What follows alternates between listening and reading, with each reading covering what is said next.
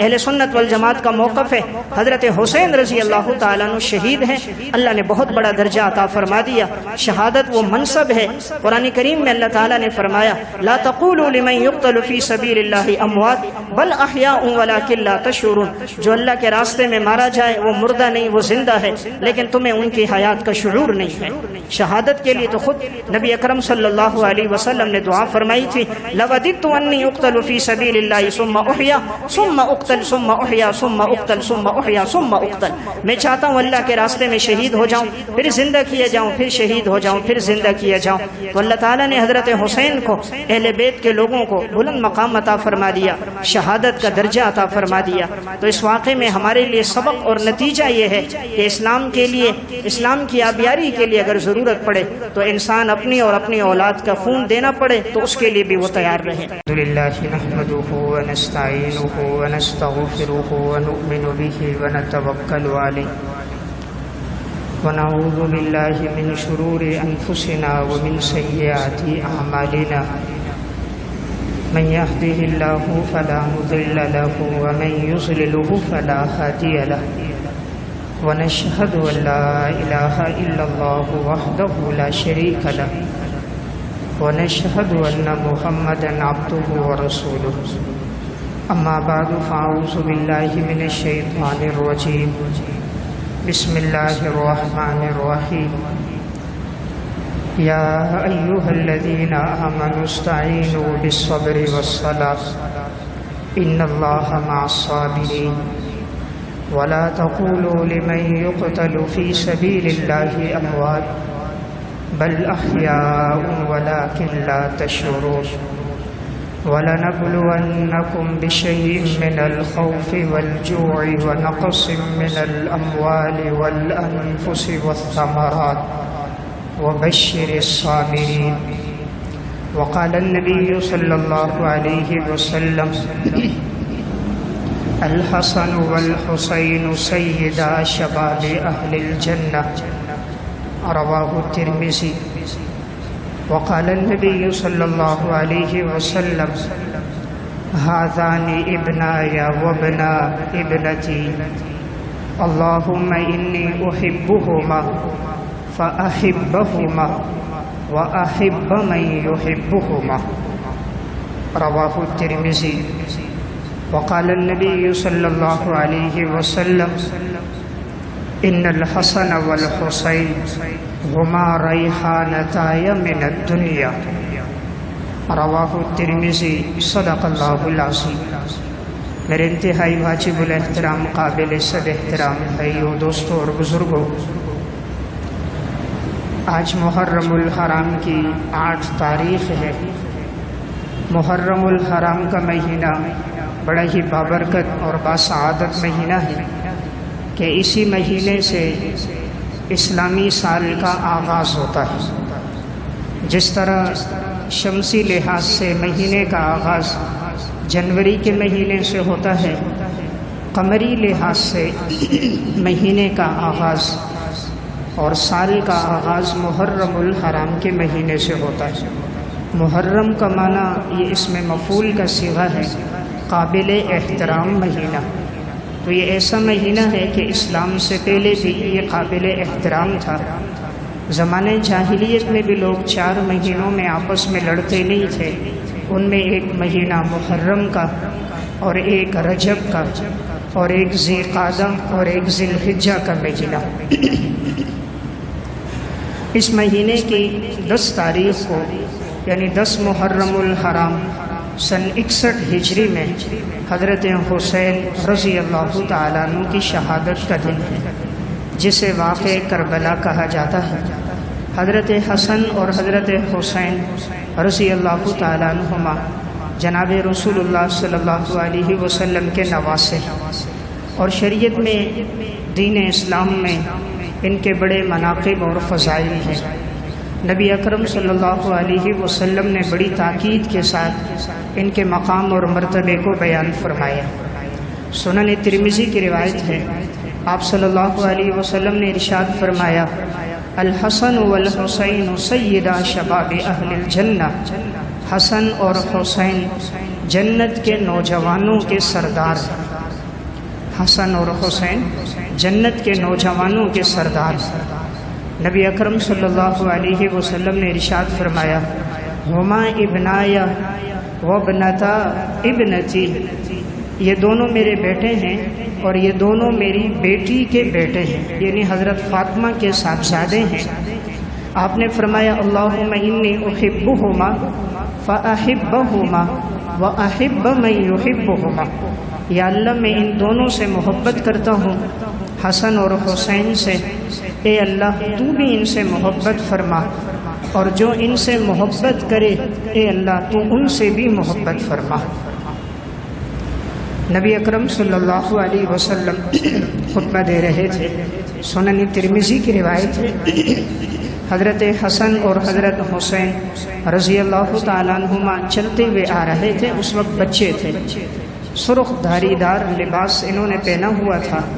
جب یہ چلتے ہوئے آتے تھے تو ان کے قدم لڑکھڑاتے تو گر جاتے، پھر چند قدم رکھتے تو بچے تھے دوڑ رہے تھے تو گر جاتے، تو رسول اللہ صلی اللہ علیہ وسلم نے اپنا خطبہ چھوڑا اور حضور گئے اور حضرت حسن کو اور حضرت حسین کو اٹھایا اور لا کر اپنے سامنے بٹھا دیا، اور فرمایا، اللہ رب العزت نے سچ فرمایا ہے، انما اموالکم و اولادکم فتنہ، انسان کا مال اور انسان کی اولاد انسان کے لیے بڑی آزمائش کی چیز ہے، کہ میں نے اپنے ان بچوں کو دیکھا، یہ دوڑتے ہوئے آتے تھے اور یہ گر جاتے تھے، تو مجھ سے گوارا نہ ہوا، برداشت نہ ہوا، تو میں نے اپنے خطبے کو روک کر اپنے ان دونوں بچوں کو اٹھایا اور اپنے سامنے لا کر بٹھایا۔ اس سے معلوم ہوتا ہے حضرات حسنین کا مقام جناب رسول اللہ صلی اللہ علیہ وسلم کے ہاں کتنا ہے، کہ آپ نے خطبہ چھوڑ کر ان دونوں کو اٹھا کر آپ نے اپنے سامنے بیٹھایا۔ نبی اکرم صلی اللہ علیہ وسلم ایک موقع پر، سنن ترمذی کی روایت ہے، آپ نے حضرت فاطمہ سے کہا، میرے بچوں کو بلاؤ۔ حضرت حسن اور حسین آئے تو آپ نے فَيَشُمُّهُمَا وَيَزُمُّهُمَا إِلَيْهِ، آپ نے ان کو اپنے قریب کیا اور یوں سونگنے لگ گئے، جیسے انسان اپنی اولاد کو قریب کرتا ہے، اپنے قریب کر کے سونگتا ہے، اپنے سینے سے لگاتا ہے، چمٹاتا ہے، تو آپ نے حسن حسین کو سینے سے لگایا اور یوں چومنے لگ گئے، بوسہ دینے لگ گئے، سونگنے لگ گئے، جیسے انسان اپنی اولاد کے ساتھ چومتا ہے اور بوسہ دیتا ہے۔ تو گویا رسول اللہ صلی اللہ علیہ وسلم کو ان سے بڑی محبت تھی۔ سنن ترمذی کی روایت ہے، حضرت اسامہ بن زید رضی اللہ تعالیٰ عنہ فرماتے ہیں، ایک دفعہ میں نکلا تو میں نے دیکھا آپ صلی اللہ علیہ وسلم نے چادر ڈالی ہوئی ہے، اور آپ نے ایک طرف کسی بچے کو اٹھایا اور دوسری طرف بھی کسی بچے کو اٹھایا ہوا ہے، اور آپ کے اوپر چادر ہے، تو میں پہچان نہ سکا کہ آپ نے کن بچوں کو اٹھایا ہوا ہے۔ تو جب میں حضور کے قریب گیا تو آپ صلی اللہ علیہ وسلم نے چادر ہٹائی تو میں نے دیکھا آپ کے ایک پہلو میں حسن تھے اور دوسرے پہلو میں حسین تھے۔ حضور نے فرمایا، یہ دونوں میرے بیٹے ہیں اور میں ان سے محبت کرتا ہوں، یا اللہ جو ان سے محبت کرے تو ان سے بھی محبت فرما۔ تو احادیث مبارکہ میں بڑی تاکید کے ساتھ آپ صلی اللہ علیہ وسلم نے ان کے فضائل کو بیان فرمایا۔ تو اس لیے اہل سنت والجماعت کا نظریہ ہے کہ اہل بیت سے محبت کرنا، ازواج مطہرات سے محبت کرنا، حضرات صحابہ اکرام سے محبت کرنا، حضرت حسن حسین رضی اللہ تعالیٰ عنہ سے محبت رکھنا ہمارے ایمان کا حصہ ہے۔ تو اللہ تعالیٰ نے جو ان کو مقام اور مرتبہ دیا ہے کہ دنیا میں کوئی انسان ان کے مقام کو بعد میں آنے والے لوگوں میں نہیں پہنچ سکتا۔ حضرت حسین رضی اللہ تعالیٰ عنہ کی جو شہادت ہوئی، جسے واقعہ کربلا کہا جاتا ہے، اس کا پس منظر یہ تھا، میں بات ذرا تمہید سے عرض کروں گا، بات سمجھنا آسان ہو۔ آپ صلی اللہ علیہ وسلم جب مدینہ تشریف لائے تھے ہجرت کر کے، اس وقت یہود کے 3 قبیلے مدینہ میں آباد تھے۔ ایک قبیلہ بنو قریظہ تھا، ایک بنو نذیر تھا اور ایک بنو قینقاع تھا۔ آپ صلی اللہ علیہ وسلم کا ان کے ساتھ معاہدہ تھا کہ تم ہم سے نہیں لڑو گے، ہم تم سے نہیں لڑیں گے، لیکن اگر باہر سے کوئی دشمن لڑنے آئے تو مل کر مقابلہ کریں گے۔ لیکن یہودیوں میں وفا نہیں ہے، یہ ازل سے اسلام کے دشمن رہے۔ تو اب انہوں نے صلح تو کر لی، لیکن یہ پس منظر اور پس پشت یہ لوگ مشرکین مکہ کا ساتھ دیتے تھے۔ جب بھی مشرکین لڑنے کے لیے آتے تو یہود ان کے ساتھ ہوتے اور مسلمانوں کی عہد شکنی کرتے۔ آپ صلی اللہ علیہ وسلم کو جب پتہ چل گیا تو آپ نے خیبر کے موقع پر یہودیوں کو مدینہ سے آپ نے نکال دیا تھا اور خیبر میں آباد کر دیا تھا۔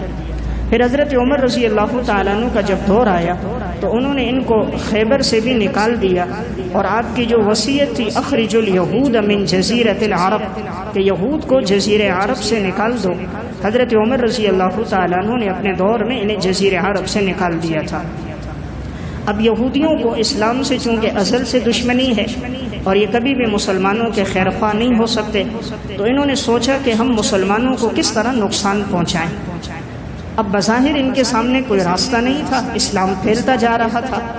رسول اللہ صلی اللہ علیہ وسلم کا جب انتقال ہوا ہے سن 11 ہجری میں، اس وقت تک دین اسلام 11 لاکھ مربع میل پر پھیل چکا تھا۔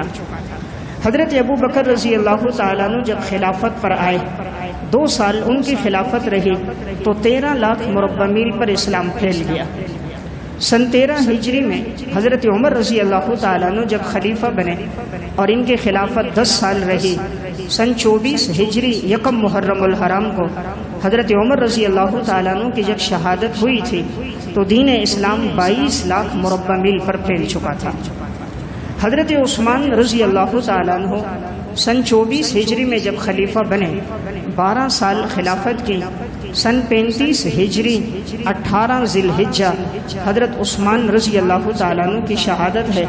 اس وقت تک دین اسلام 36 لاکھ مربع میل پر پھیل چکا تھا۔ اب یہودیوں نے دیکھا کہ حضرت عمر کے دور میں اسلام پھیلتا جا رہا ہے۔ حضرت عمر کے دور میں کوئی فتنہ اس لیے سامنے نہیں آیا، حضرت عمر رضی اللہ تعالیٰ عنہ کے مزاج میں سختی تھی، اگر کوئی فتنہ سامنے آتا تو فوراً ہی اس کی سرکوبی کرتے اور فتنہ دب جاتا تھا، اس لیے جتنے فتنے تھے اس دور میں ان میں کوئی فتنہ ظاہر نہ ہوا۔ حضرت عمر کی شہادت کے بعد جب حضرت عثمان رضی اللہ تعالیٰ عنہ خلیفہ بنے، ابتدائی 6 سال بڑے عروج کے ساتھ اسلام پھیلتا رہا۔ اب ان یہودیوں میں ایک عبداللہ بن سبا یہودی تھا، اس نے دیکھا کہ اسلام تو بڑی تیزی سے بڑھ رہا ہے، یہودیت نصرانیت ختم ہو رہی ہے، تو اس نے سوچا اسلام کو میں کس طرح نقصان پہنچاؤں۔ تو یہ عبداللہ بن سبا ایک شخص تھا تو یہودی، لیکن اس نے اپنے آپ کو مسلمان ظاہر کیا اور کہتا کہ میں مسلمان ہوں۔ بڑا تیز ترار چالاک آدمی تھا، تو جو لوگ نو مسلم ہوتے یہ ان سے ملتا اور ان سے یہ کہتا تھا کہ ہر نبی کا ایک نائب ہوتا ہے، آپ صلی اللہ علیہ وسلم کے جو نائب ہیں وہ حضرت علی رضی اللہ تعالیٰ، خلافت کے مستحق حضرت علی ہیں، حضرت عثمان رضی اللہ تعالیٰ عنہ کو خلافت سے ہٹایا جائے، حضرت علی کو خلافت دی جائے۔ اور اس نے چند نظریے اور بھی گھڑے، جیسے کہ اس کا نظریہ تھا کہ حضرت علی رضی اللہ تعالیٰ عنہ عالم الغیب ہیں، ان کے پاس تمام اختیارات ہیں، جس کو چاہیں اولاد دیں، جس کو چاہیں نفع دیں، نقصان دیں، تو جو اختیارات اللہ کے ہیں وہ اس نے مخلوق کے لیے بھی ماننا شروع کر دیے۔ اب یہ لوگوں کا ذہن بنانا شروع کر رہا تھا۔ حضرت عثمان رضی اللہ تعالیٰ عنہ کے دور میں یہ پہلے مصر گیا، پھر وہاں سے بصرہ گیا، وہاں سے کوفہ گیا۔ جب ایک شہر سے اس کو دربدر کیا جاتا، دوسرے شہر میں جاتا، تیسرے میں جاتا، یہاں تک کہ اس نے چند لوگ اپنے ہم نوا بنا دیے، اس کی ایک جماعت بن گئی۔ حضرت عثمان رضی اللہ تعالیٰ عنہ کے پاس یہ پوری جماعت پھر 35 ہجری میں آئی تھی اور انہوں نے کہا تھا کہ آپ خلافت چھوڑ دو۔ حضرت عثمان نے فرمایا تھا میں خلافت نہیں چھوڑ سکتا، رسول اللہ صلی اللہ علیہ وسلم نے مجھے خود فرمایا تھا کہ کچھ لوگ تم سے کہیں گے خلافت چھوڑ دو، تم نے نہیں چھوڑنا، تم خلافت کی قمیص نہیں اتارنا، اس لیے میں خلافت نہیں چھوڑ سکتا۔ ان سبائیوں نے آپ کے گھر کا محاصرہ کیا، آپ کا کھانا پینا بند کر دیا۔ 40 دن تک حضرت عثمان رضی اللہ تعالیٰ عنہ کو انہوں نے بھوکا پیاسا رکھا ہے، معمولی غذا کے علاوہ آپ کو کچھ نہیں ملتا تھا۔ اور اس کے بعد ان بدبختوں نے دیوار پھلانگ کرائے اور حضرت عثمان رضی اللہ تعالیٰ عنہ کو 18 ذی الحجہ کو شہید کر دیا۔ اب یہ جو گروہ تھا، یہ گروہ پھر آگے حضرت علی رضی اللہ تعالیٰ عنہ کے لشکر میں شامل ہو گیا۔ اب کچھ لوگ دوسرے لشکر میں بھی شامل ہو گئے۔ پھر آگے جا کر 2 جنگیں بھی ہوئی، جسے جنگ جمل اور جنگ صفین کہا جاتا ہے۔ حضرت علی رضی اللہ تعالیٰ عنہ کے دور میں اب سبائی چونکہ تقسیم تھے، یہ چاہتے تھے کہ اسلام آگے نہ پھیلے، مسلمانوں میں انتشار ہو جائے، یہ آپس میں لڑتے رہیں، خانہ جنگی شروع ہو جائے۔ تو حضرت علی رضی اللہ تعالیٰ عنہ کے دور میں انہوں نے خانہ جنگی رکھی اور اسلام کے جو بڑھنے کی رفتار تھی وہ کمزور ہو گئی۔ یہاں تک کہ ان سبائیوں نے اور پھر خوارج میں سے 3 آدمی تھے جنہوں نے مشورہ کیا کہ اسلام کے یہ 3 بڑے صحابہ ان کو شہید کیا جائے، ایک حضرت علی رضی اللہ تعالیٰ عنہ، ایک حضرت امیر معاویہ رضی اللہ تعالیٰ عنہ، اور ایک حضرت عمر بن عاص رضی اللہ تعالیٰ عنہ۔ مشورہ تھا کہ فجر کی نماز میں ایک ایک آدمی کو مقرر کیا تھا کہ جہاں سے وہ آئیں گے تم نے حملہ کر کے ان کو شہید کرنا ہے۔ حضرت علی رضی اللہ تعالیٰ عنہ جب نکلے تو عبد الرحمن ابن ملجم بدبخت دروازے کے پیچھے چھپا ہوا تھا، زہر آلود خنجر اس کے پاس تھا۔ حضرت علی رضی اللہ تعالیٰ عنہ پر انہوں نے حملہ کر دیا، حضرت علی زخمی ہو گئے۔ آگے اس کو پکڑ تو لیا گیا لیکن انہی زخموں میں حضرت علی رضی اللہ تعالیٰ عنہ کی سن 40 ہجری 21 رمضان المبارک کو شہادت ہو گئی۔ اور وہ جو 2 صحابہ تھے حضرت امیر معاویہ اور حضرت عمر بن عاص رضی اللہ تعالیٰ عنہ، ان میں سے ایک صحابی تو اتفاق سے اس دن نماز کے لیے نہ آ سکے عذر کی وجہ سے، دوسرے صحابی پہ حملہ کرنا چاہا تو وہ پکڑے گئے اور ان کا وار نہ چل سکا۔ اللہ تعالیٰ نے ان 2 صحابہ کی حفاظت فرما دی خوارج کے ہاتھوں سے۔ حضرت علی کی جب شہادت ہوئی ہے تو 6 مہینے خلافت کی حضرت حسن رضی اللہ تعالیٰ عنہ نے، اور 6 مہینے کی خلافت کے بعد انہوں نے صلح کر دی حضرت امیر معاویہ رضی اللہ تعالیٰ عنہ کے ساتھ، اور نبی اکرم صلی اللہ علیہ وسلم کی وہ جو پیشن گوئی تھی، ان ابنی ھذا سید لعل اللہ ان یصلح بین فئتین عظیمتین من المسلمین، کہ میرا یہ بیٹا سردار ہے اور اللہ تعالیٰ اس کے ذریعے سے 2 مسلمان جماعتوں کے درمیان میں صلح کروائے گا۔ اور 2 مسلمان جماعتیں حضرت امیر معاویہ رضی اللہ تعالیٰ عنہ کی جماعت اور حضرت حسن رضی اللہ تعالیٰ عنہ کی جماعت، ان میں صلح ہو گئی اور وہ جو فتنہ تھا وہ دب گیا۔ اور سن 41 ہجری سے حضرت معاویہ رضی اللہ تعالیٰ عنہ کی خلافت شروع ہو گئی سن 60 ہجری تک۔ 19 سال حضرت امیر معاویہ رضی اللہ تعالیٰ عنہ پھر خلیفہ رہے اور 62,63,000 مربع میل پر اسلام پھیل گیا، یہاں تک کہ ملتان تک کا علاقہ حضرت امیر معاویہ رضی اللہ تعالیٰ عنہ کے دور میں فتح ہوا۔ اب اس وقت کوئی فتنے نہیں تھے اور اسلام بڑھتا جا رہا تھا۔ سن 60 ہجری 22 رجب اور ایک قول سن 4 رجب حضرت امیر معاویہ رضی اللہ تعالیٰ عنہ کے انتقال کا دن، حضرت معاویہ رضی اللہ تعالیٰ عنہ نے اپنے بعد اپنے بیٹے یزید کو خلیفہ بنایا۔ یزید حضرت امیر معاویہ کا بیٹا ہے لیکن یزید صحابی نہیں ہے، حضرت معاویہ کا بیٹا ہے۔ حضرت معاویہ رضی اللہ تعالیٰ عنہ نے حضرت مغیرہ بن شعبہ رضی اللہ تعالیٰ عنہ دیگر بعض صحابہ اور اہل علم سے رائے یہ لی کہ میں ان کو خلیفہ بنانا چاہتا ہوں۔ حضرت امیر معاویہ کا مقصد صرف یہ تھا کہ امت میں جو پہلے انتشار ہے وہ انتشار دوبارہ نہ آ جائے، انتشار کو ختم کرنے کے لیے کہ اس وقت بنو امیہ کی حکومت تھی، شام کے سارے لوگ بنو امیہ کے ساتھ تھے، دمشق کے لوگ بنو امیہ کے ساتھ تھے۔ ان کا مقصد تھا کہ اگر میرا بیٹا رہا تو انتشار نہیں ہوگا اور اس طرح فتوحات کا دروازہ آگے کھلا رہے گا۔ اس وقت اگرچہ بڑے بڑے جلیل القدر صحابہ اکرام موجود تھے، جیسے حضرت ابو بکر صدیق کے بیٹے عبد الرحمن بن ابی بکر، حضرت عمر کے صاحبزادے عبداللہ بن عمر، حضرت عباس کے صاحبزادے حضرت عبداللہ بن عباس، حضرت زبیر کے بیٹے عبداللہ بن زبیر، حضرت علی کے صاحبزادے حضرت حسین رضی اللہ تعالیٰ عنہ جلیل القدر صحابہ موجود تھے۔ حضرت معاویہ کا ان کو خلیفہ بنانا افضل لوگوں کی موجودگی میں مفضول کو خلیفہ اس لیے تھا کہ انتشار نہ ہو، فساد نہ ہو۔ اس وقت تک یزید میں کوئی بات ایسی ظاہر نہیں ہوئی تھی کہ جو شرع کے خلاف ہو، تو انہوں نے نیک نیتی سے بنایا تھا، مستقبل کا علم تو انہیں تھا نہیں، وہ یہ سمجھے کہ انتشار نہیں ہوگا، اس لیے انہوں نے خطبے میں بھی کہا کہ یا اللہ میرا مقصد اس کو بنانے کا ہے کہ امت میں انتشار نہ ہو، لیکن اگر یہ اس کا اہل نہیں ہے تو خلافت سے پہلے اس کو موت آ جائے اور یہ چلا جائے۔ حضرت معاویہ نے صرف اس لیے بنایا کہ انتشار نہ ہو، بات کے حالات کا علم ان کے سامنے نہیں تھا اور اس وقت تک کوئی بات ان میں ایسی نہیں تھی جو شرع کے برخلاف ہو۔ حضرت معاویہ نے ان کو اپنا نائب بنا دیا۔ حضرت معاویہ کے بعد 4 سال یزید کی خلافت رہی ہے، اس کے بعد یزید کا انتقال ہوا سن 64 ہجری میں۔ یزید نے اب لوگوں سے بیعت لینے کے لیے سب کو حکم لکھا کہ میرے لیے بیعت لو۔ اس وقت مدینہ کے اندر جو گورنر تھے وہ تھے ولید بن عتبہ، اور جو کوفہ کے گورنر تھے وہ نعمان بن بشیر رضی اللہ تعالیٰ عنہ تھے، وہ صحابی تھے۔ ولید بن عتبہ نرم مزاج کے تھے، تو اس نے ان سے کہا کہ تم ان بڑے بڑے صحابہ سے خصوصاً بیعت لے لو، کہ میرے حق میں بیعت لو کہ وہ میرے لیے بیعت کریں کہ میں خلیفہ ہوں۔ ولید بن عتبہ نے عبداللہ بن زبیر کو بلایا، حضرت حسین کو بلایا کہ اس طرح حکم ہے کہ آپ بیعت کرو۔ انہوں نے کہا کہ ہم سوچ کر جواب دیں گے۔ یہ دونوں حضرات چلے گئے، انہوں نے بیعت نہیں کی۔ عبداللہ ابن عمر نے حالات دیکھے کہ لوگ بیعت کر رہے ہیں، تو انہوں نے چاہا کہ انتشار نہ ہو، کہ لوگوں نے اگر بیعت کر لی تو انہوں نے بھی پھر بیعت کر لی۔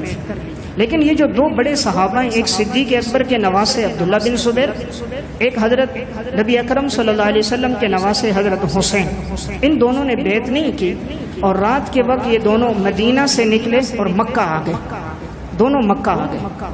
اب مکہ کے اندر ان دنوں میں حج کے ایام شروع ہونے والے تھے، تو حج کے ایام شروع ہو رہے ہیں، قافلوں کا آنا جانا شروع ہو گیا۔ ادھر یزید کو پتہ چلا کہ انہوں نے بیعت نہیں کی، تو یزید نے اس وقت گورنر تبدیل کر دیا، اور اس نے عمر بن سعید الاشدق، یہ ایک نہایت فاسق آدمی تھا، اس کو گورنر بنا دیا کہ تم سختی کرو اور ان سے میرے لیے بیعت لو۔ وہ ان کے پاس گئے، ان سے کہا، ان دونوں حضرات نے بیعت نہیں کی۔ اب مکہ میں خلافت عبداللہ بن زبیر رضی اللہ تعالیٰ عنہ کی تھی، حضرت حسین رضی اللہ تعالیٰ عنہ مکہ میں تھے۔ اب کوفہ سے ان لوگوں نے خطوط لکھنا شروع کر دیے، جب دیکھا کہ حضرت حسین نے بیعت نہیں کی تو ان کے خطوط آنا شروع ہو گئے، خصوصاً حج کے ایام میں بڑی کثرت کے ساتھ خطوط آئے کہ پھل پک چکے ہیں، نوجوان آپ کے انتظار میں ہیں، اور بچے چاہتے ہیں کہ ہم آپ کو دیکھیں، اس لیے آپ جلدی سے کوفہ آ جائیں۔ اور یہ اتنی تعداد میں خطوط آئے کہ ایک قول کے مطابق 1800 خطوط تھے، بوریوں میں بھر بھر کے خطوط آتے رہے۔ حضرت حسین نے دیکھا جب خطوط اتنی کثرت سے تو وہ سمجھے شاید واقعی ان لوگوں کو مجھ سے محبت ہے، مجھے بلانا چاہ رہے ہیں، تو حضرت حسین رضی اللہ تعالیٰ عنہ نے جانے کا ارادہ کیا۔ عبداللہ بن عباس کے پاس آئے، انہوں نے مشورہ دیا کہ آپ مت جاؤ، اس لیے کہ یہ لوگ وفادار نہیں ہیں۔ آپ سے پہلے آپ کے والد حضرت علی رضی اللہ تعالیٰ عنہ کے ساتھ بھی انہوں نے بے وفائی کی، یہاں تک کہ ان کی شہادت ہوئی۔ آپ کے بھائی حضرت حسن پر بھی انہوں نے زہر آلود تیر چلایا، بے وفائی کی، تو یہ وفادار نہیں ہے، آپ مت جاؤ۔ حضرت حسین رضی اللہ تعالیٰ عنہ نے فرمایا، انہوں نے مجھے اتنی کثرت سے خطوط لکھے ہیں، پھر فرمایا کہ میں اس لیے جا رہا ہوں کہیں ایسا نہ ہو میری وجہ سے یہاں مکہ میں یا مدینہ میں خون خرابہ ہو اور حرمین کا تقدس پامال ہو، تو اگر میری کہیں اور شہادت ہو جائے تو وہ بہتر ہے اس سے کہ حرمین کے اندر خون بہہ جائے۔ حضرت حسین رضی اللہ تعالیٰ عنہ نے حالات کے جائزے کے لیے مسلم بن عقیل کو، جو ان کے چچزاد تھے، ان کو بھیجا کہ تم جا کر حالات دیکھو کہ وہاں کے لوگوں کو واقعی محبت ہے یا نہیں ہے۔ مسلم بن عقیل یہاں سے چلے کوفہ پہنچے۔ اس وقت کوفہ میں چونکہ گورنر نعمان بن بشیر رضی اللہ تعالیٰ عنہ تھے، وہ صحابی تھے، وہ نرم مزاج تھے، اہل بیت سے بڑی محبت کرنے والے تھے، تو جب یہ پہنچے تو لوگوں نے ان کے ہاتھ پر بیعت کی، بڑی کثرت سے لوگ ان کے ہاتھ پر بیعت کر لی۔ تو انہوں نے خط لکھا کہ حالات ٹھیک ہیں، حضرت حسین سے فرمایا آپ آنا چاہتے ہو تو آ جاؤ، اس لیے کہ لوگ بیعت کر رہے تھے، ظاہر میں کوئی ایسی بات نہیں تھی۔ اب جب یہ خط وہاں سے روانہ ہوا تو خط کے پہنچتے پہنچتے تقریباً 2.5 سے 3 ہفتے لگ گئے۔ اب یہ خط یہاں پہنچا حضرت حسین رضی اللہ تعالیٰ عنہ، تو اس وقت سن 60 ہجری تھی، ذی الحجہ کا مہینہ تھا، تو 4 ذی الحجہ اور بعض کا قول 8 ذی الحجہ حضرت حسین اپنے اہل بیت کے ساتھ، بچوں کے ساتھ، بچیوں کے ساتھ، گھر والوں کے ساتھ، حضرت حسن کی اولاد، مسلم بن عقیل کی اولاد، ان کو ساتھ لے کر نکلے۔ تقریباً یہ 72 افراد تھے۔ تو چونکہ خط میں تھا کہ موسم اچھا ہے، وہاں کے لوگوں کی آپ سے محبتیں، ہر ایک چاہ رہا ہے کہ آپ آ جاؤ، تو حضرت حسین یہاں اس ارادے سے چلے گئے۔ ادھر جیسے ہی یزید کو پتہ چلا کہ مسلم بن عقیل کے ہاتھ پر اتنے لوگوں نے بیعت کی ہے، تو یزید نے فوراً ہی گورنر کو تبدیل کر دیا۔ جو صحابی رسول گورنر تھا نعمان بن بشیر، ان کو ہٹا کر عبیداللہ بن زیاد کو گورنر بنا دیا۔ یہ پہلے بصرہ کا تھا، اس کو کوفہ کا بھی گورنر بنا دیا۔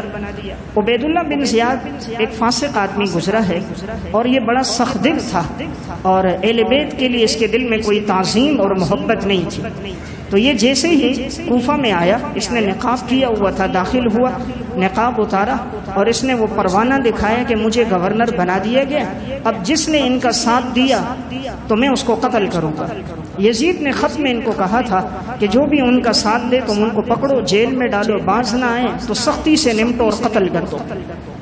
نعمان بن بشیر صحابی کو ہٹایا تو یزید کی بڑی غلطی تھی کہ صحابی رسول کو اس نے گورنری سے ہٹا کر اور ایک فاسق آدمی کو اس نے گورنر بنا دیا۔ عبید اللہ بن زیاد نے اب مسلم بن عقیل کی گرفتاری کے لیے کہا۔ مسلم بن عقیل ہانی بن عروہ کے ہاں ٹھہرے، یہ نیک صالح انسان تھا، اس نے اس وجہ سے کہ یہ اہل بیت میں سے ہیں تو انہوں نے ان کو اپنے گھر ٹھہرایا۔ عبید اللہ بن زیاد نے کہا کہ جس کے پاس بھی ہوگا میں اس کو قتل کروں گا، تو عبید اللہ نے ہانی بن عروہ کو گرفتار کیا۔ مسلم بن عقیل ان کی مدد کے لیے اپنے ساتھ لشکر لے کر گئے، اس وقت تقریباً 4000 لوگ ان کے ساتھ تھے۔ عبید اللہ بن زیاد جب اپنے محل کے اوپر چڑھا تو اس نے اوپر سے کہا میں تم سب لوگوں کو پہچانتا ہوں، جنہوں نے ان کا ساتھ دیا میں ایک ایک کر کے بعد میں قتل کر دوں گا۔ اب ان سب کوفیوں نے دیکھا تو کوفیوں میں تو وفا نہیں ہے، تو یہ سب پیچھے ہٹنا شروع ہو گئے۔ کہاں شروع میں 18,000، پھر 12,000، پھر 4,000، اور رفتہ رفتہ صرف 4 آدمی ساتھ رہ گئے۔ اور جب اس کی دھمکیاں سنی اور اس کے مزاج کی شدت تو ان 4 نے بھی ساتھ چھوڑ دیا۔ اب مسلم بن عقیل اکیلے رہ گئے۔ اب یہ گلیوں میں ہوتے تھے، کہیں رات کا وقت تھا کہ مجھے کہیں پناہ مل جائے تاکہ میں یہاں ٹھہروں اور خط لکھوں حضرت حسین کو کہ آپ مت آؤ۔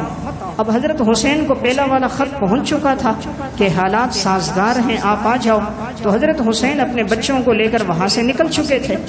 اب جب یہ مدینہ وہاں کی گلیوں میں اکیلے تھے مسلم بن عقیل، تو ایک عورت نے ان کو اپنے پاس ٹھہرایا، لیکن اس عورت کا جو بیٹا تھا وہ محمد بن اشعث سے تعلقات رکھتا تھا۔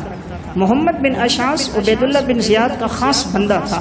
اس نے جا کر کہا تمہیں جس کی تلاش ہے وہ مسلم بن عقیل تو رات کو ہمارے گھر میں ٹھہرا ہوا تھا۔ اس نے جا کے مخبری کی، جاسوسی کی، تو عبید اللہ کے لوگ آئے، بدبختوں نے مسلم بن عقیل کو پکڑ لیا اور بڑی بے دردی کے ساتھ عبید اللہ بن زیاد نے انہیں شہید کر دیا اور ان کی لاش کو اوپر قلعے کے اوپر سے، محل کے اوپر سے نیچے پھینکا اور کہا اگر کسی نے ان کا ساتھ دیا تو اس کے ساتھ بھی یہی ہوگا۔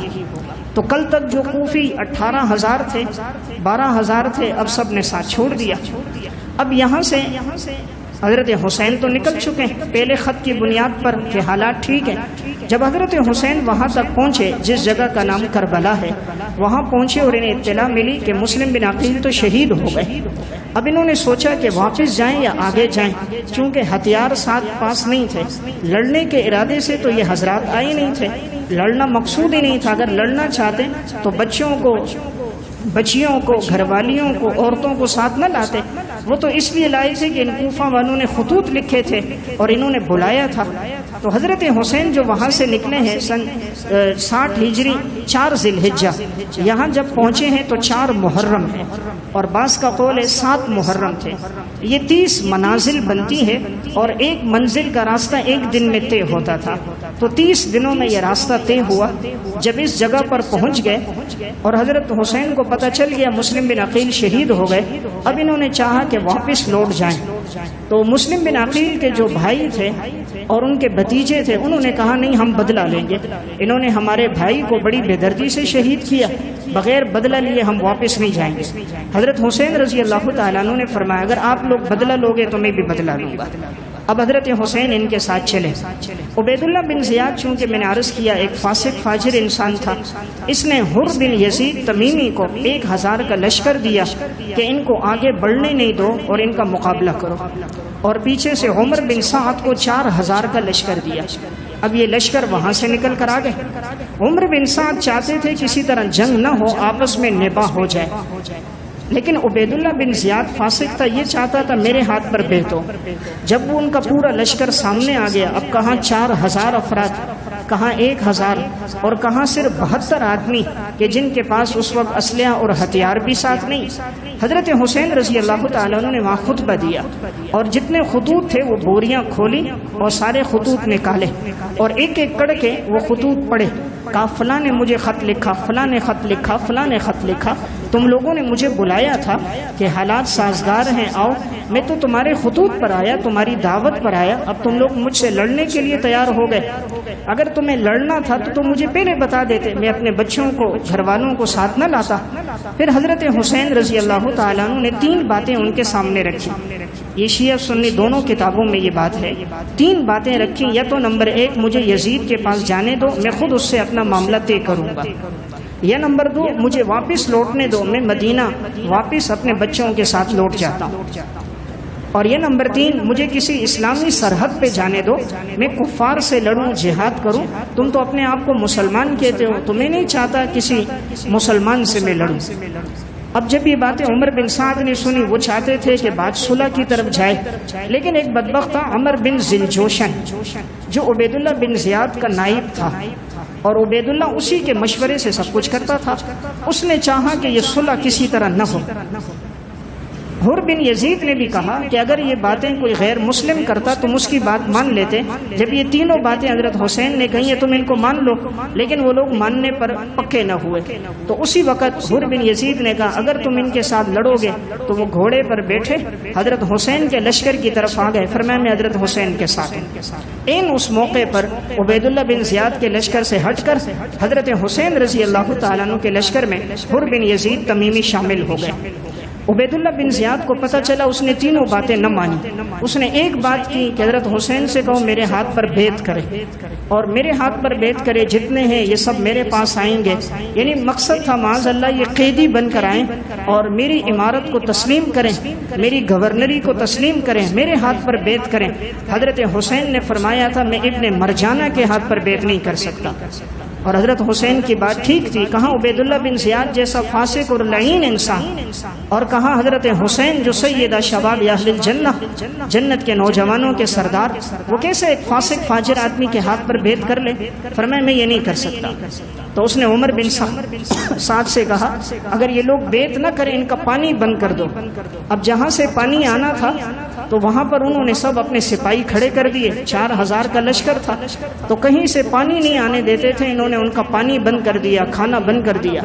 اب ان کے پاس جو کھانا تھا وہ تو ختم ہو گیا، اس لیے کہ میں نے عرض کیا 1 مہینے کا سفر طے کر کے آئے ہیں، 4 ذی الحجہ سے لے کر 4 محرم تک جو کوئی توشہ تھا وہ تو تقریباً ختم ہو گیا، جو کوئی پانی تھا وہ بھی ختم ہو گیا۔ اب ان ظالموں نے پانی بھی بند کر دیا، کوئی پانی لاتا یہ تیر مار کے مٹکا توڑ دیتے تو پانی پہنچنے نہیں دیتے تھے۔ اب ان کوفیوں نے دیکھا حضرت حسین کے پاس خطوط ہیں، اور اگر یہ خطوط یزید تک پہنچ گئے، یزید تو ہمیں نہیں چھوڑے گا کہ تم نے خطوط لکھ کر بلایا ہے، تو یہ چاہتے تھے کسی طرح یہ خطوط بھی جل جائیں اور معاذ اللہ حضرت حسین بھی شہید ہو جائیں، تاکہ یزید اور عبید اللہ کے سامنے ہمارے نام نہ پہنچیں کہ کنہوں نے ان کو بلایا۔ اب یہ جو 4000 کا لشکر تھا، حضرت حسین نے خطبہ دیا پھر ان کے سامنے، اور ان کو دعوت دی کہ ہم اس مقصد کے لیے نہیں آئے، ہم نہیں چاہتے کہ خون خرابہ ہو۔ لیکن عمر بن ذوالجوشن بدبخت نے ایک سے کہا، انہوں نے سب سے پہلا تیر مارا۔ حضرت حسین رضی اللہ تعالیٰ نے جبہ پہنا ہوا تھا، یہ تفصیلات البدایہ والنہایہ میں۔ تو جیسے اس نے تیر مارا، حضرت حسین کے جبے میں پیچھے کمر میں تیر لگا، لیکن معمولی زخم ہوا، زیادہ نہیں ہوا۔ تو اس نے پھر ذوالجوشن نے کہا کہ حملہ کر دو۔ اب جب یہ حملہ ہوا تھا 8 محرم سے، اب یہاں پر اہل بیت کے جو افراد تھے ان میں سے حضرت حسین کے ساتھ ان کے 6 بھائی تھے، حضرت علی رضی اللہ تعالیٰ عنہ کے بیٹے، ان میں ایک عباس تھے جن کے پاس علم تھا، جھنڈا تھا، ایک جعفر تھے، ایک محمد تھے، ایک ابو بکر تھے، ایک عثمان تھے اور ایک عبداللہ تھے۔ اور حضرت حسین کے 2 بیٹے تھے جنہیں علی اکبر اور عبداللہ کہا جاتا ہے، اور حضرت حسن کے 3 بیٹے تھے، محمد تھا، قاسم تھا، عبداللہ تھا۔ جعفر کے عبداللہ بن جعفر کے 2 بیٹے تھے، عون اور نمبر 2 محمد۔ مسلم بن عقیل کے 3 بھائی موجود تھے، عبداللہ تھا، عبد الرحمن تھا اور قاسم تھا۔ یہ سب اہل بیت کے لوگ ہیں، اہل بیت کا خاندان ہے، خصوصاً حضرت حسن کی اولاد، حضرت حسین کی اولاد، حضرت علی رضی اللہ تعالیٰ عنہ کی اولاد۔ لیکن ان بدبختوں نے اب تیر اندازی شروع کر دی۔ حضرت حسین آخری وقت تک چاہتے رہے کہ بات ہو جائے، لیکن ان ظالموں نے ایک بات نہ مانی۔ حضرت حسین کے ہاتھ میں ان کا چھوٹا بچہ تھا جو پیاسا تھا، پیاس سے بلک رہا تھا، تو انہوں نے کہا تم نے چلو ہم پر پانی بند کیا، ان عورتوں بچوں کو تو پانی دے دو۔ تو ان میں ایک ظالم نے، سنان نے ایک تیر مارا، وہ اس بچے کی گردن میں لگا جو بچہ حضرت حسین کے ہاتھوں میں تھا، اور وہ خون ان کے پورے ہاتھوں میں آیا اور بچے شہید ہو گیا۔ حضرت حسین رضی اللہ تعالیٰ عنہ نے اس وقت آسمان کی طرف ایک نگاہ ڈالی اور کہا یا اللہ، ان لوگوں نے ہمیں بلایا اور آج اتنی بے دردی کے ساتھ ہماری اولاد کو یہ شہید کر رہے ہیں، مولا کریم تو ہی ان سے نمٹ لینا۔ حضرت حسین کی بد دعا تھی، اور ان کی بہن حضرت زینب بنت علی، جس وقت اہل بیت کے لوگوں کو شہید کیا گیا تھا اور یہ لوگ اپنا سینہ کوبی کر رہے تھے، ماتم کر رہے تھے، اس وقت حضرت زینب نے کہا تھا بلایا تم نے، خطوط تم نے لکھے، اور پھر تم نے آ کر ہمارے ساتھ عہد شکنی کی، اور تم نے آ کر ہمارے مقابلے میں کھڑے ہو گئے، اور اب تم کہتے ہو کہ ہمیں ان سے محبت ہے، اپنا سینہ پیٹتے ہو، قیامت تک ایسا رہے کہ تم اپنے سینوں کو پیٹتے رہو۔ حضرت حسین نے جب دیکھا بیٹا شہید ہو گیا، اب چونکہ ہتھیار تو ساتھ اتنے تھے نہیں، مقابلے کے ارادے سے تو یہ حضرات نکلے نہیں، لیکن ان دنوں میں بھی حضرت حسین سے ایک نماز نہیں چھوٹی۔ جتنے اہل بیت کے لوگ تھے، جنگ ہوتی تھی لیکن این بھوک کی حالت، پیاس کی حالت، لیکن نماز کا وقت ہو جاتا، پانی بند کر دیا، تیمم کر کے نماز پڑھتے۔ جب نماز کا ٹائم ہو جاتا حضرت حسین کھڑے ہو جاتے، امامت کرواتے، نماز پڑھتے تھے۔ ان 3 دنوں میں کوئی نماز آپ سے نہیں چھوٹی۔ 10 محرم آپ کی شہادت ہے، لیکن ان دنوں میں کوئی نماز آپ سے نہیں چھوٹی، یہاں تک کہ حافظ بن کثیر لکھتے ہیں راتوں کو اٹھ کر بھی روتے تھے اہل بیت کے یہ لوگ کہ مولا کریم ان ظالموں نے بلایا اور آج یہ لوگ ہمارے ساتھ یہ کر رہے ہیں۔ بڑی عجز و انکساری کے ساتھ وہ وقت ان کا گزرا۔ آخر یہ بدبخت مقابلے کے لیے جب آئے، حضرت حسین کے ہاتھ میں 2 تلواریں تھیں، جو کوئی سامنے آتا تو قتل کر دیتے۔ اس فوج کے 88 آدمی اہل بیت کے ہاتھوں قتل ہو گئے، 88 آدمی۔ اب سب نے دیکھا کہ ان کا مقابلہ کرنا مشکل ہے۔ آخر حضرت حسین جب نماز کے لیے کھڑے ہوئے ہیں تو پھر ایک تیر مارا ہے عمر بن ذوالجوشن نے، اس کے بعد پھر ایک تیر مارا ہے سنان بن انس نے۔ حضرت حسین جب گرے ہیں نیچے تو بدبخت تھا خولی بن یزید تمیمی، یہ خبیث آگے بڑھا اور اس کے ہاتھ میں تلوار تھی۔ حضرت حسین زخمی حالت میں تھے، بھوک کی اور پیاس کی حالت میں تھے، اور اس نے تلوار ماری۔ حضرت حسین رضی اللہ تعالیٰ عنہ کا سر اقدس جدا ہو گیا اور آپ کی یہ شہادت ہو گئی۔ یعنی اس امت میں ان سے مقدس خون اور لہو کسی کا نہیں ہوگا جو مقدس خون اور لہو اسلام کی آبیاری کے لیے ان لوگوں کا بہا۔ ان میں سے بعض بدبخت خیموں کو بھی جلانا چاہتے تھے، اور زین العابدین صرف ایک بچے ہیں جس سے حضرت حسین کے آگے اولاد اور نسل چلی ہے، وہ اس وقت بیمار تھے، عمر 22 یا 23 سال تھی جب انہیں شہید کرنے لگے۔ خولی بن یزید، عمر بن ذوالجوشن آگے بڑھے تو حضرت زینب بنت علی جو حضرت حسین کی بہن ہے اور زین العابدین کی پھوپھی ہیں، انہوں نے اس بچے کو اپنے سینے سے لگایا، کہا اگر اس کی طرف کوئی ہاتھ بڑھا تو پہلے مجھے شہید کرے گا پھر اس کو۔ کہا تم نے تو ہمارا کوئی فرد نہ چھوڑا، ہمارے جتنے افراد تھے تم بدبختوں نے انہیں مار دیا۔ اب آخر وہ لوگ ان کی طرف نہ بڑھ سکے۔ بعد میں جو نسل چلی ہے وہ حضرت زین العابدین رحمت اللہ علیہ سے چلی ہے۔ ان خبیثوں نے جب حضرت حسین رضی اللہ تعالیٰ عنہ کا سر اقدس جدا کیا گیا تھا، اس وقت جب خون سب پڑا ہوا تھا، اہل بیت کے لوگوں کے اعضاء گرے ہوئے تھے، اس وقت حضرت زینب نے خطبہ دیا تھا۔ حضرت زینب حضرت علی کی بیٹی، حضرت حسین کی بہن، فرمایا تھا یا محمد یا محمد ھذا حسین العرا مزمل الاعضاء، صبایا کو بنایا کہ اے حسین، اے محمد صلی اللہ علیہ وسلم، آج تو دیکھ یہ حسین ہے جو ایک چٹیل میدان میں پڑے ہوئے ہیں اور ان کے اعضاء کے ٹکڑے کر دیے گئے اور ان کا جسم خون آلود ہے اور ان کی بیٹیوں کو قیدی بنا دیا گیا اور ان کی اولادوں کے آج اعضاء کاٹ دیے گئے۔ اے محمد تجھے خبر پہنچ جائے، یعنی تیری امت کے ان بدبختوں نے ہمارے ساتھ یہ سلوک کیا۔ آخر ان میں جو ظالم تھا سنان بن انس حضرت حسین رضی اللہ تعالیٰ عنہ کا سر لے کر گیا عبید اللہ بن زیاد کے پاس کہ مجھے ان سے انعام ملے گا۔ ان کے پاس گیا اور کہا اشعار پڑھے جس کا مفہوم تھا کہ تم میرے گھوڑے کو سونے اور چاندی سے بھر دو، اس لیے کہ میں سب سے افضل ترین انسان کا سر کاٹ کر لایا۔ تو یہ عبید اللہ بن زیاد فاسق کے ہاتھ میں چھڑی تھی اور یہ چھڑی حضرت حسین رضی اللہ تعالیٰ عنہ کا سر اقدس تھا، تو یہ کبھی ہونٹوں پہ لگاتا، کبھی رخسار پہ لگاتا، تو کہتا تھا لوگ کہتے ہیں بڑا حسین ہے۔ حضرت انس بن مالک وہاں تھے، انہوں نے کہا اس چھڑی کو ہٹا دے، میں نے ان ہونٹوں پر رسول اللہ صلی اللہ علیہ وسلم کے ہونٹوں کو لگتا ہوا دیکھا۔ ظالم اس چھڑی کو ہٹا، ان ہونٹوں پر میں نے حضور کے ہونٹوں کو لگتا ہوا دیکھا۔ اور جب حضرت حسین کا سر یزید کے پاس لے جایا گیا تھا تو اس وقت اس کے ہاتھ میں بھی چھڑی تھی اور وہ ان کے ہونٹوں کو رخسار کو چھڑی کے ساتھ ٹٹول رہا تھا۔ ابو برزہ اسلمی نے کہا تھا یہاں سے چھڑی ہٹا دے، میں نے ان رخساروں پر ان ہونٹوں پر رسول اللہ صلی اللہ علیہ وسلم کے ہونٹوں کو لگتا ہوا دیکھا ہے۔ اللہ تعالیٰ نے اہل بیت کے لوگوں کو تو مقام دے دیا، مرتبہ دے دیا، شہادت کا درجہ عطا فرما دیا، لیکن ان میں سے کوئی پھر بچا نہیں۔ یہی عبید اللہ بن زیاد سنن ترمذی میں ہے، جب یہ مرا تو اس کا سر بھی کاٹا گیا، اس کا سر بھی یوں رکھا ہوا تھا، اچانک ایک سانپ آیا اور اس کے ناک کے نتنوں میں داخل ہو گیا، اندر رہا، پھر کان سے نکلا، پھر داخل ہوا، پھر نکلا، 3 مرتبہ اژدہا اس کے ناک میں داخل ہوا اور نکلا ہے۔ اللہ نے موت سے پہلے اس کو ذلیل اور رسوا کر دیا۔ حضرت حسین کو شہید کرنے والے جتنے بھی تھے، مختار بن ابی عبید ثقفی کا دور آیا، اس نے ایک ایک کو پکڑ پکڑ کر سب کو قتل کر دیا، کوئی نہ بچا۔ جس نے حضرت حسین رضی اللہ تعالیٰ عنہ کا سر مبارک کاٹا تھا، اس کو پکڑا گیا، جسم کو آگ لگائی گئی، گدھے کی کھال میں لپیٹ دیا گیا اور پھر گھوڑوں کے ذریعے اس کے جسم کو رون دیا گیا۔ سنان بن انس، خولی بن یزید، تو کوئی بھی نہ بچا۔ اللہ نے آخرت سے پہلے پہلے دنیا میں بھی ان تمام لوگوں کو عبرتناک سزا عطا فرما دی۔ اہل بیت کا خون گرا مقدس خون تھا، اسلام کی آبیاری کے لیے ان لوگوں نے اپنے خون کی قربانی دی۔ مجھے اور آپ کو اس واقعے کربلا میں ایک درس ہے، اگر اسلام کی آبیاری کے لیے جنت کے نوجوانوں کے سردار اپنا خون دے سکتے ہیں، مجھے اور آپ کو بھی اگر موقع ملے اسلام کے اس گلستان کو آبیاری کے لیے خون دینا پڑے، ہمیں اپنی اولاد کا خون دینا پڑے، تو ہمیں بھی اس کے لیے تیار رہنا چاہیے۔ اس واقعے میں ہمارے لیے ایک سبق یہ ہے کہ جس کو انسان باطل سمجھے اپنے موقف پہ ڈٹ جائے، عزیمت کا راستہ اختیار کر لے اور کسی فاسق کے ہاتھ پر بیعت نہ کرے۔ تو اسی طرح حضرت حسین نے بھی عبید اللہ بن زیاد ایک فاسق آدمی کے ہاتھ پر بیعت نہیں کی، تو ان کے مقابلے میں یزید نے جو کیا اس نے بدبختی کی، گورنر اس نے تبدیل کیا، اس کے دور میں واقع ہررا ہوا، بیت اللہ پر چڑھائی اس نے کی، اس لیے یزید ایک فاسق، فاجر اور پلیت انسان تھا۔ اہل سنت والجماعت کا موقف ہے حضرت حسین رضی اللہ تعالیٰ عنہ شہید ہیں، اللہ نے بہت بڑا درجہ عطا فرما دیا۔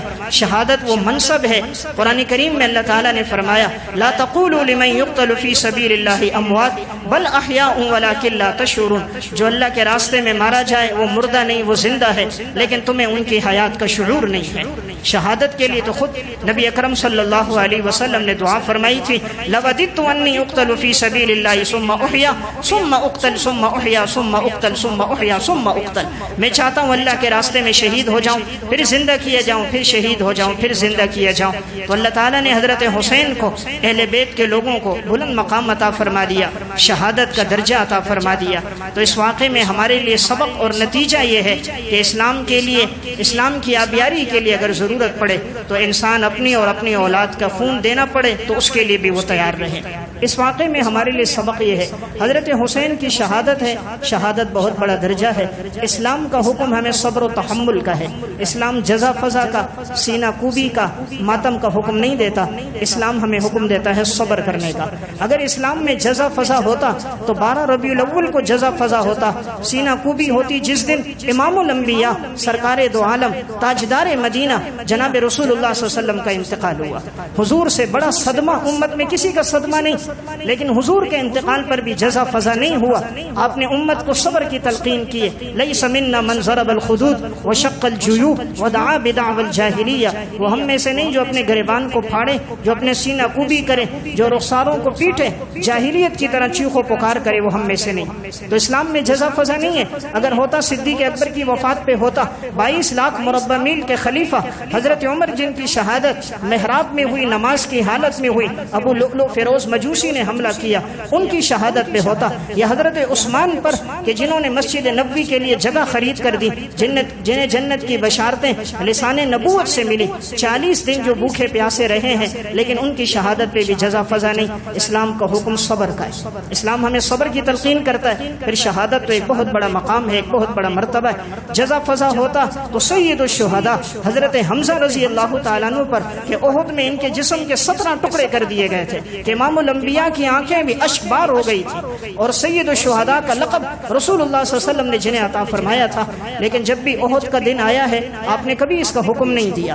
حضور کی وفات پر دین مکمل ہو گیا، سن 11 ہجری میں دین مکمل ہوا ہے۔ واقع کربلا سن 61 ہجری میں ہے۔ الیوم اکملت لکم دینکم واتممت علیکم نعمتی ورضیت لکم الاسلام دینہ۔ ہمارے لیے حکم یہ ہے 9 اور 10 کل اور 12 کا دن روزے کا دن ہے کہ آپ صلی اللہ علیہ وسلم نے فرمایا تھا کہ جو آدمی عاشورہ کے دن روزہ رکھے گا اللہ اس کے 1 سال کے گناہ معاف فرما دے گا۔ پھر آپ نے دیکھا یہود بھی رکھتے ہیں، تو آپ نے تمنا کی اگر میں آئندہ سال زندہ رہا میں 9 10 یا 10 11 کو روزہ رکھوں گا۔ تو شریعت کا حکم روزہ رکھنے کا ہے۔ اللہ نے کسی کو توفیق دی ہو تو کل اور پرسوں یا پرسوں اور ترسوں 2 دن روزہ رکھا جائے۔ روزہ رکھنے کا بڑا اجر و ثواب احادیث میں آیا ہے۔ بعض لوگ ان دنوں میں کوئی کھانا تقسیم کرتے ہیں، حلیم ہے، بریانیاں ہیں، مختلف سبیلیں لگاتے ہیں، اس کا شریعت میں کوئی جواز نہیں ہے، حضرات صحابہ اور سلف سے منقول نہیں ہے، اس لیے اس بدعت سے اجتناب کیا جائے۔ ممکن ہو تو آدمی ان دنوں میں روزہ رکھے، صبر کرے، ان حضرات کے مقام اور مرتبے کی بلندی کے لیے دعا کرے، اور اپنے لیے بھی ہماری دعا ہو کہ اللہ تعالی ہمیں بھی سعادت کی زندگی عطا فرمائے، اور جب اسلام کی آبیاری کے لیے ہماری اولاد کی جان دینے کی، خون دینے کی باری ہو تو اللہ ہمیں بھی توفیق عطا فرمائے اور شہادت کا درجہ عطا فرمائے۔ وآخر دعوانا الحمدللہ رب العالمین۔